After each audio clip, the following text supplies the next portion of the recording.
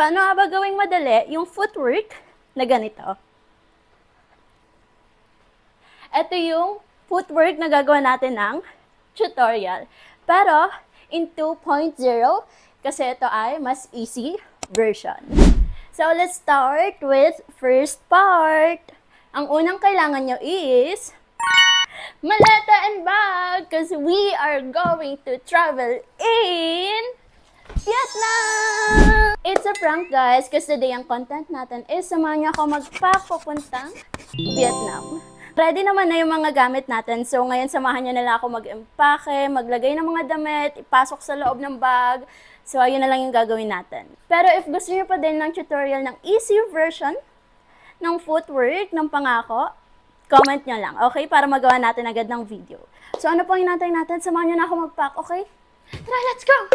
Yung gamit nating luggage and bag, para silang galing sa Island Elephant. Hindi to sponsored, guys. Binili ko talaga to. Etong luggage natin, 28-inch.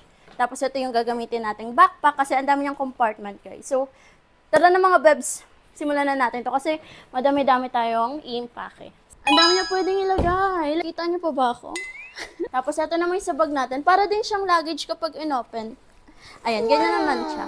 Din tayo mga packing cubes. So, kunin na natin. Wait lang. Ito na yung mga packing cubes natin, mga bebs. So, umpisa na natin. Itong mga packing cubes ko, nabili ko lang din to dito sa showcase ko. So, check nyo na lang din. Ilan siya? 1, 2, 3, 4, 5. Yung marunong magbilang. 6. 6 yung packing cubes natin. So, umpisa natin sa malaki. So, let's start na sa first packing cubes natin, mga bebs. Ito yung gagamitin natin. Yung ilalagay natin sa first cube natin is mga dress. Sobrang dami ko talagang dadalhin. Like, 9 days kasi pala ako doon. So, feeling ko okay din naman. Pero, for me, ang dami niya din talaga.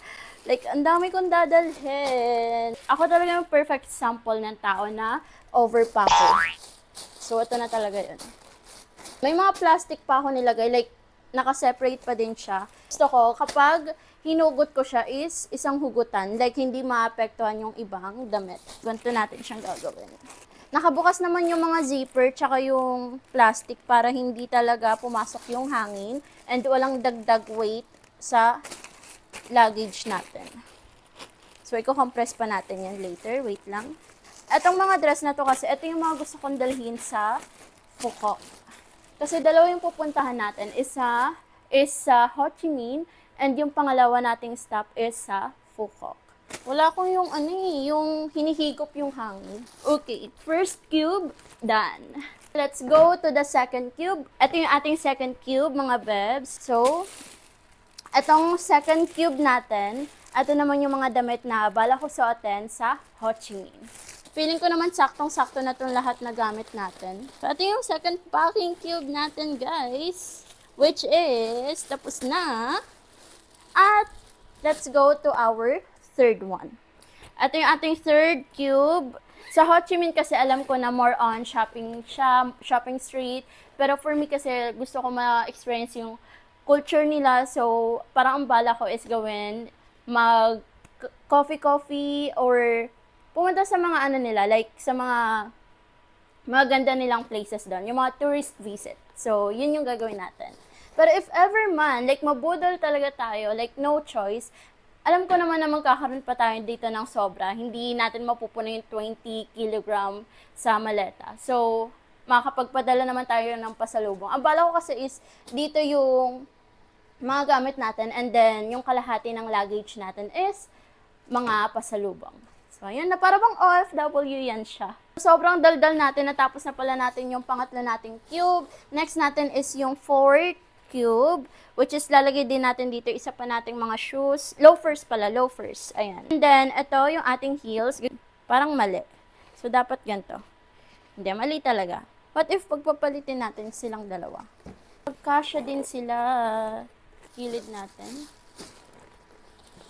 Fourth cube done. So, let's go to the fifth cube. Ito yung next nating cube is pantulog. Ayan. Pantulog and then parang mga extra panloob. Okay, may isa pa pala tayong outfit na dadalhin. Pero ito is, bala ko to suotin sa Ho Chi Minh. Okay, lagay lang natin.